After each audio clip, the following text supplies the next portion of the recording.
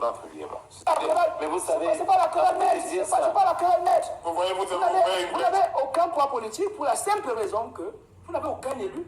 Mon parti politique, dans la République, c'est entendu, c'est subventionnaire.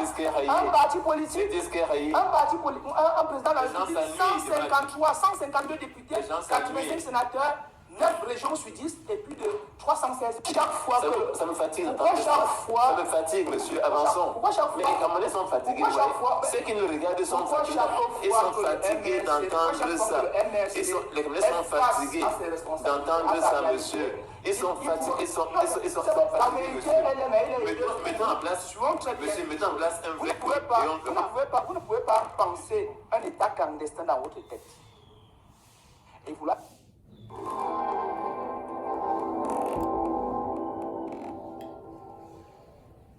Bonjour et bienvenue à cet autre débat sur l'analyse sociopolitique camerounaise. Vous avez vu d'entrée de jeu deux personnages. Maître Emmanuel Sim, que vous connaissez bien, le vice-président du MRC, et de l'autre côté, Simon Messengue. Simon Messengue, c'est une autre révélation des communicateurs du RDPC. Depuis que Equinox Soir est allé à Yaoundé, ils sont deux.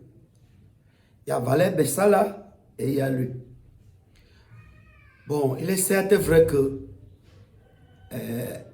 il y a un anglophone, Kennedy Ejacha, il s'est dit pasteur, qui a vendu ses frères anglophones, il était sur Grand Dialogue, et qui nous a fait savoir que Valère Bessala était un pion monté juste pour déstabiliser l'opposition. Moi, je ne pense pas que Valère Bessala, là, nous, on n'a pas... Ce qui nous regarde dans l'analyse, c'est l'argumentation. Comment vous construisez votre argumentaire? Quelle est la base de données que vous utilisez? Et sur cette base de données, Valère Bessala en a. Et il est construit très bien. Donc maintenant, s'il peut utiliser ça pour supporter un autre parti, ça ne nous empêche pas. Pourvu qu'il apporte quelque chose. Parce que l'essentiel pour nous, les analystes, de faire élever le débat. De regarder le problème sous un autre angle. Par contre, Simon Messengue, c'est le genre d'enfant que nous appelons les enfants intelligents. Parce que l'intelligence, c'est à l'école pour passer la classe. Mais quand quelqu'un est dans la vie, c'est plutôt la sagesse. Quand on dit que quelqu'un est intelligent dans la vie, c'est qu'il utilise la sagesse à de mauvaises fins, à des choses pas très bien. Et j'ai déjà dit à Simon Messengue que lui, c'est un mauvais enfant. Et je vais le lui démontrer. Nous allons regarder deux de ses vidéos. Et vous allez voir. La première vidéo, la voici. À M. Grégoire, qui est de mon niveau. Donc, ils envoient des communicants ici. Je ne réponds pas à lui, je parle au Cameroun. Voilà, ce n'est pas un débat entre lui et moi. Ce serait quand même aberrant. Sur le plan du parallélisme, évidemment, le vice-président ne correspond pas à un communicant du Lyon. Mais sur le plan du poids politique, le MRC ne représente rien. Je suis désolé. Sauf justement parce que... Écoutez, c'est pas la querelle. Mais vous savez... C'est pas la querelle nette. C'est pas la querelle nette. Vous n'avez aucun poids politique pour la simple raison que vous n'avez aucun élu. Mon parti politique, dans la République, c'est entendu, c'est subventionnaire. Un parti politique, un président de la République, 153, 152 députés, 85 sénateurs, 9 régions sur 10 et plus de 316 mairies. Ça, c'est un poids politique consistant. Et de deux, maître, vous ne pouvez pas être condescendant à ce point avec un nouveau compatriote. C'est-à-dire qu'avec un caractère méprisant, je ne connais rien. Alors, justement, moi, je voulais dire ceci. Pourtant, vous avez donné la preuve de ce que je disais. En réalité. C'est la vérité. Non, je vais vous dire. Non, écoutez, maître. En réalité, vous avez... Voilà. Regardez d'abord, s'il faut parler de l'homme. Vous voyez, il est éloquent. Il a la bonne gestuelle. Il s'est reformulé. Et quand il reformule comme ceci, Maître Sim ne peut dire que le disque est rayé, Comment j'ai découvert Messengue? C'est sur le dossier de Atangana Kuna. Ça dit qu'à son âge, ce gars, il va te démontrer par comment un texte, comment le texte est bien lu. Pour qu'Atangana Kuna, qui nous a appelé 40 milliards, est sorti. Non. Un enfant à son âge, c'est très intelligent. Mais il aurait pu plutôt dénoncer la loi. Atangana Kuna sort avec, on lui réclame 1,5 milliard. N'est-ce pas, c'était 40 milliards? Par comment 40 milliards devient 1,5 milliard? Bon, on est allé au Nigeria le chercher. Mais tous ces frères-là ont coûté combien? C'est à la charge de qui? Bon, maintenant, regardez. Il parle de quoi dans cette vidéo? Du poids électoral du MRC. Et il a même maître si a passé son temps à dire disque rayé, disque rayé, disque rayé. Est-ce que le disque l'a rayé? Non. Maître Ndoki revient sur la scène politique sur la base du fait que Maurice Kamto n'est pas allé aux élections, le parti a planté le parti. Quand Annie Payet a interviewé Maurice Kamto pour le compte de Vox Africa, il y a un jeune qui a posé le même problème. Bon, alors, est-ce que le MRC n'a pas de poids? Alors, l'argument qu'il a donné, c'est le poids politique. En matière d'analyse, quand il y a les chiffres, vous ne pouvez pas échapper les statistiques. Si vous ne savez pas lire un tableau statistique, on va toujours vous battre dans un débat politique. Bon, prenons le poids politique dont il parle là. Prenons le poids politique dont il parle. Quand il parle du poids politique,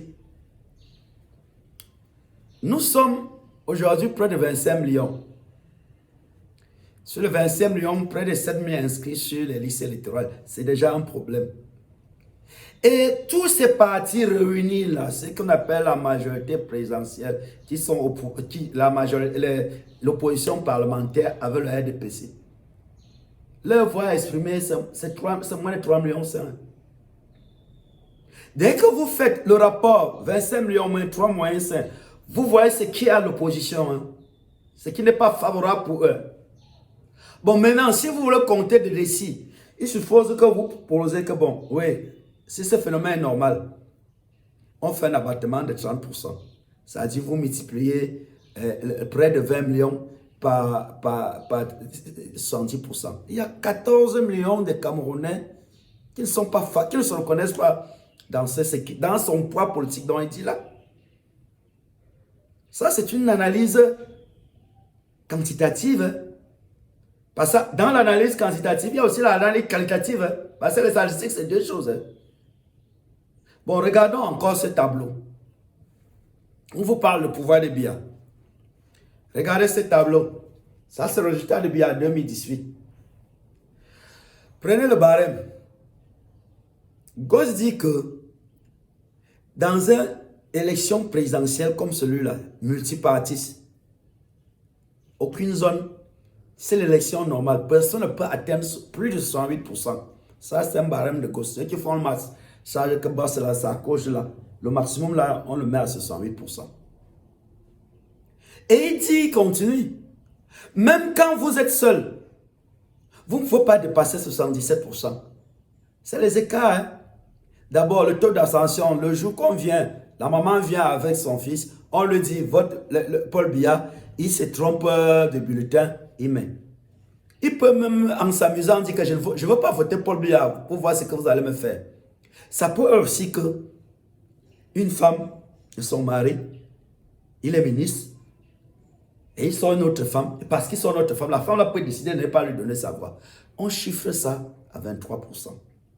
Donc, prenons maintenant, on va voir si Paul Biya, le poids de Paul Biya est normal aux statistiques. Ce n'est pas Djongo qui dit, c'est le cours des statistiques.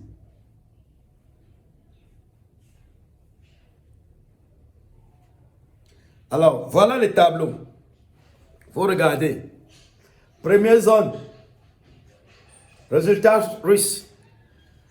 99,90% au sud. Deuxième zone, où la fraude bat le plein. 99,5%. Après, on va à l'extrême nord. 93,3%. On descend. Après l'extrême nord, nous descendons à la Damawa avec Agaro dans le nord 89%. Après 89%, le sud-ouest, le nord-ouest, non, le nord-ouest c'est 87%, le sud-ouest 86%, et voilà. Donc sur 10 provinces, sur ce tableau, les résultats sont anormaux sur 7. Ça veut dire que notre taux de fraude d'anormalité est de 70%.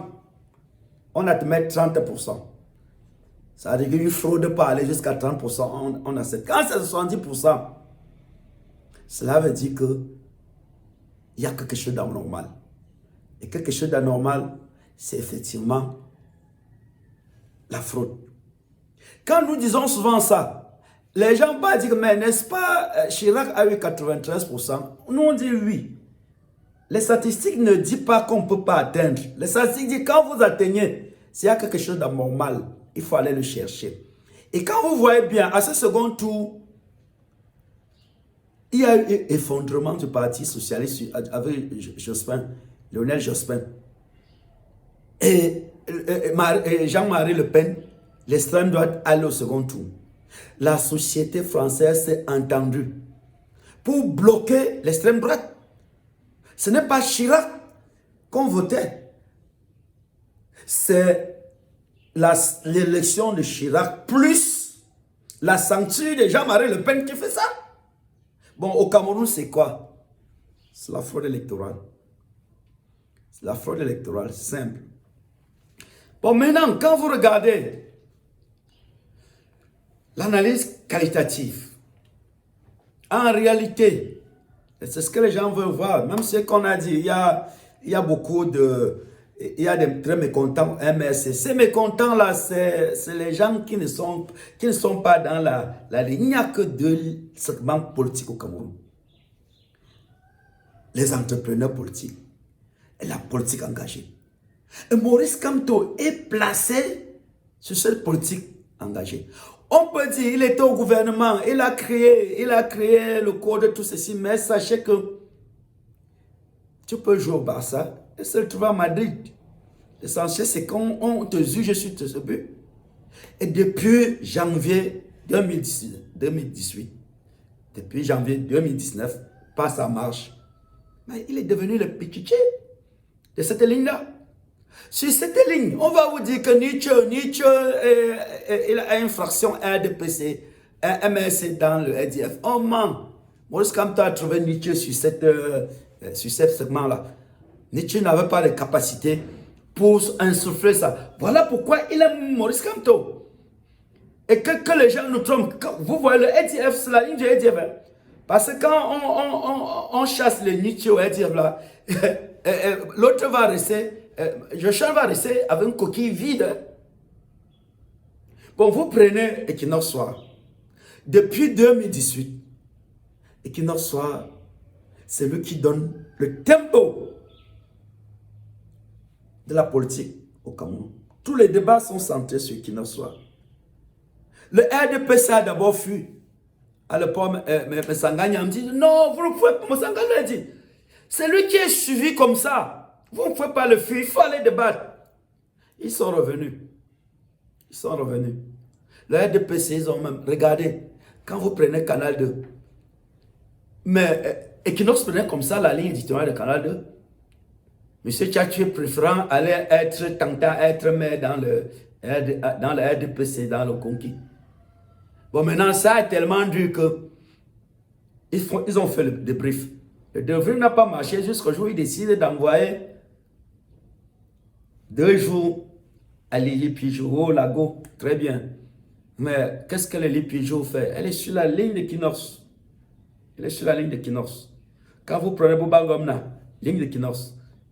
Alors, j'ai regardé la base de données de comment est-ce que les gens suivent les émissions cette semaine. Vous voyez que Equinox, du mois passé, le dimanche passé, c'était le 7, est presque l'émission la plus suivie, le Canal Presse. Et quand j'ai regardé ça, j'ai dit, mais Canal Presse revient comment fort comme ça? Il y a le Dieu où? C'est-à-dire les gens qui sont sur la problématique, parce qu'il faut que les forces de changement, les politiciens comprennent que les partis concourent au suffrage. Et c'est le peuple qui signe les lignes éditoriales. Et cette ligne éditoriale-là, elle est là, tout le monde là. On va toujours dire que oh, nous sommes dans la MRC. Zangva, tu veux dire que Maurice Kamtova. Non, la philosophie camerounaise que nous la faisons, elle est conçue pour faire l'alternance au Cameroun. Le dernier chapitre de notre livre, c'est les 6 problématiques pour comprendre la rotation du pouvoir au Cameroun, telle que souhaitée par Joseph Ouena. Et c'est une politique engagée. Nous allons regarder la deuxième vidéo de Messenge. C'est une loi, il me semble bien. Et donc justement, il y a 2 façons de faire entrer les lois au Parlement, il me semble. Qu'il y a les projets de loi qui viennent du gouvernement et les propositions de loi qui peuvent venir des députés. La dernière proposition, vous avez une idée? Des députés. Écoutez, de cette proposition de loi, quand vous voyez donc un parti politique qui a refusé de participer, non. Écoutez, mon Dieu. Pourquoi chaque fois que... Ça fait 10 pourquoi fois. chaque fois que... Ça me fatigue. Pourquoi chaque fois... Ça me fatigue, monsieur. Avançons. Pourquoi chaque fois... Mais les Camerounais sont fatigués. Pourquoi chaque fois... Ceux qui nous regardent sont fatigués. Ils sont fatigués d'entendre ça. Les Camerounais sont fatigués d'entendre ça, monsieur. Ils sont fatigués. Ils sont fatigués, monsieur. Mettons en place, monsieur, mettons en place un vrai coup. Vous ne pouvez pas penser un État clandestin dans votre tête et vouloir l'incorporer à un État moderne comme le Cameroun. Ça veut dire quoi? Vous refusez d'aller, de concourir pour entrer au Parlement, là où on légifère les lois. Mais justement, voilà, ce que vous faites, c'est que vous décidez de ne pas entrer dans la logique républicaine, vous décidez de créer vos propres fantasmes et dire voilà comment nous voulons que le Cameroun fonctionne. Voilà. Je vous ai dit que Metsenge, c'est un très grand débatteur. Il connaît la rhétorique. Sur la première visio, il a fait savoir à Maître Sim que les gens marchent et vous ne marchez pas. On arrête les gens. Vous venez ici parler. Bon. Maître Sim, qui au début disait seulement le disque rouillé, a commencé à s'énerver. Vous voyez qu'on lui donne la parole et paf, il déclenche. Il les met encore en colère. Et dans un débat comme ceci, dès que tu es en colère comme ceci, c'est fini. Il passe tout le temps, ouais, non, c'est non. Alors que ce que Metsenge, c'est la rhétorique, dans ce qu'il dit, il y a tellement de fautes qui suffit que vous vous asseyez. La faute sort. Maintenant, c'est n'a pas su que lorsqu'il parle de la proposition de loi qui déroule,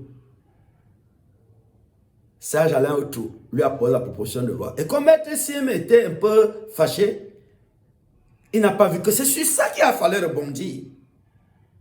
Parce que, effectivement, comme je vous ai dit, les partis politiques concourent au suffrage. Le peuple écrit les problématiques. Et ce sont ces problématiques qui permettent de faire des lois. Ça entre au Parlement sous forme de propositions, de projets de loi. Quand c'est le gouvernement, quand c'est les individus, c'est des propositions de loi. Est-ce que depuis 25 ans, il y a une proposition de loi? Il n'y en a pas. C'est pourquoi quand Maître Ndoki raconte, ouais, on va aller, elle va faire quoi? Elle va revenir à ce que Maurice Kamto disait en 2012, faire la politique autrement. Mais nous lui avons dit, hein, toute conscience s'oppose en s'opposant. La première essence, l'essence des relations entre les hommes, ça n'a jamais été la communauté, ça a été toujours le conflit. Donc on avait besoin de quelqu'un qui doit nous faire sauter ce code électoral-là. Même si c'est Maurice Kamto qui l'avait fait, il va le faire sauter. Et ça, c'est la ligne. Bon, maintenant, quand vous regardez Messengi, quand je veux dire que le gars est intelligent, il attaque complètement la notion même de la politique. Parce que la politique, comme vous voyez là, il y a deux façons de la penser. Aristote a commencé à faire la politique de ceci, socialiste, tout ça. Non, non, non. Platon dit que la politique, c'est la partie de la philosophie qui gère ce qui nous est commun. L'éducation nous commun, on parle de la politique éducative. La santé nous est commune, on parle de la politique sanitaire. Toutes ces politiques-là tournent autour de ce qu'on appelle les politiques. Au-dessus, il y a la politique qui est la science qui règle ça. Et il y a les politiques. Donc, dans ce segment, vous n'êtes pas obligé par le principe de la politique pour être dans un parti, pour faire le débat. Sinon, quand ça ne va pas, vous fonctionnez en société civile. Il faut fonctionner en société civile. Et il vous parle de la démocratie. Je vais vous faire venir Macron. Macron va lui donner.